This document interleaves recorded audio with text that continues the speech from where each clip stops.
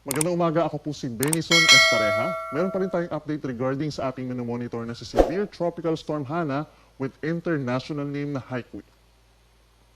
Huli pong namataan ang sentro ni Bagyong Hana, 870 kilometers silangan ng extreme northern Luzon at taglay pa rin ang hangin ng 110 kilometers per hour malapit dun sa kanyang sentro at pagbugso hanggang 135 kilometers per hour. Kumikilos pa rin ito west-northwest sa bilis na 20 kilometers per hour. Samantala, itong si Bagyong Saula ay from super typhoon, naging typhoon na lamang puno. Ito si dating Bagyong Guring at namataan 530 kilometers kanluran ng Itbay at Batanes at patuloy ang paglayo sa ating kalupaan pero patungo dito sa may southern China kabilang Hong Kong and Macau. Itong si Bagyong Saula, Severe Tropical Storm Hana at isa pang Severe Tropical Storm sa malayong parte ng ating Pacific Ocean ay nag-enhance po ng habagat or southwest monsoon lalo na dito sa malaking bahagi po ng Luzon. Meron din po tayong monitor ng mga cloud clusters dito po sa may silangan ng ating bansa, dito sa may loob at labas ng Philippine Area of Responsibility. Possible po na may mabuo na low pressure area within 24 hours and over the weekend is possible na ma-develop into a tropical depression. So patuloy po tayong magmo-monitor.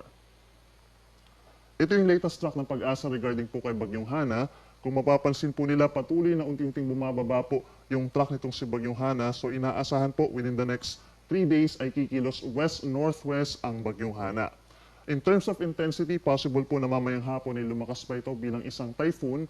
Pero throughout its course dito sa may parting Taiwan and China, hindi naman natin inaasahan na magiging super typhoon or napakalakas ito na bagyo.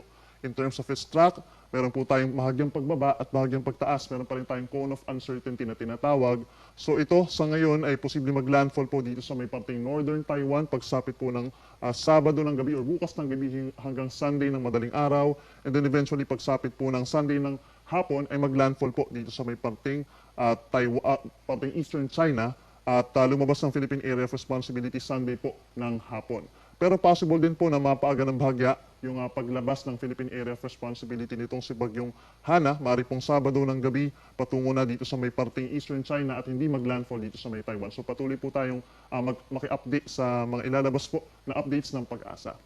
Samantala, yung kaubuang lawak naman po nitong si Bagyong Hana, kung mapapansin nila, is bahagyang lumaki into 600 kilometers po. So habang lumalagpas dito sa may parting North Philippine Sea itong si Bagyong Hana, is kung mapapansin nila, mababa yung chance na dumikit pa yung malakas na hangin sa kalupaan po ng Luzon. So mababa rin yung chance na magkaroon pa rin tayo ng tropical cyclone wind signals. Pagdating naman po sa mga pag-ulan, asahan pa rin ang epekto ng habagat sa malaking bahagi ng ating bansa, lalo na dito sa Luzon.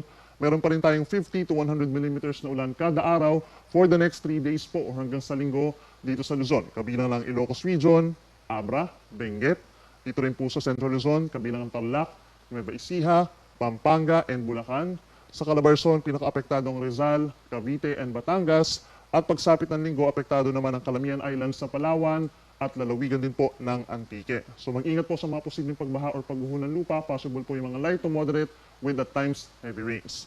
Samantala, for the next 3 days, mas maraming ulan po ang posibleng bumagsak dito po sa Metro Manila, Zambales, Bataan, and Occidental Mindoro. 100 to 200 millimeters per day po ang posibleng bumagsak doon.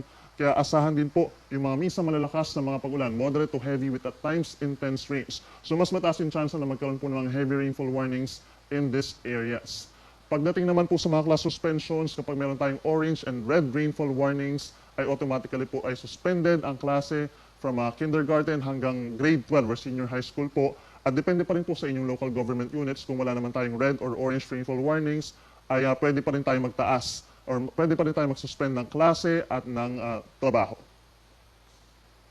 In terms of malalakas na hangin, possible pa rin po ang gusty conditions kahit malayo po yung bagyo sa ating kalupaan. Ito po ay dahil sa habagat.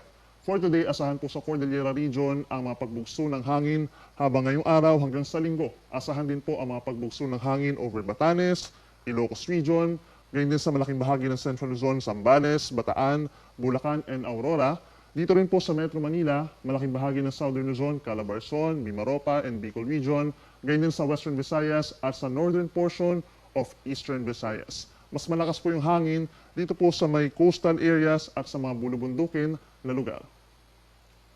Meron din po tayong gale warning pa rin sa malaking bahagi po ng ating bansa.